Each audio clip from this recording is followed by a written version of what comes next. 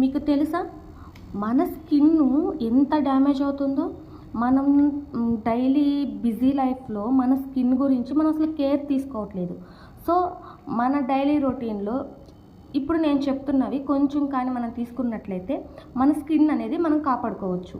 అవి ఏం తీసుకోవాలి, వాటిల్లో ఏమేం పోషకాలు ఉన్నాయి, ఏం విటమిన్స్ ఉన్నాయి అనేది ఇప్పుడు నేను మీకు చెప్పాలనుకుంటున్నాను.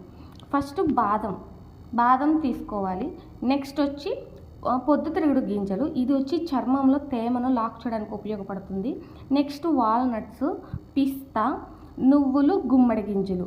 సో ఇవన్నీ తీసుకోవడం వల్ల కొంచెం మన స్కిన్కి కొంచెం హెల్ప్ అవుతుంది, మన స్కిన్ అనేది కొంచెం బాగుంటుంది.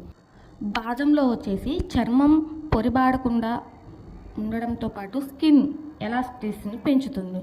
పొద్దుతిరుగుడు గింజల్లో విటమిన్ ఈ ఉంటుంది. దాంతోపాటు చర్మంపై తేమను లాక్ చేసి స్కిన్ని గ్లోగా పెంచుతుంది.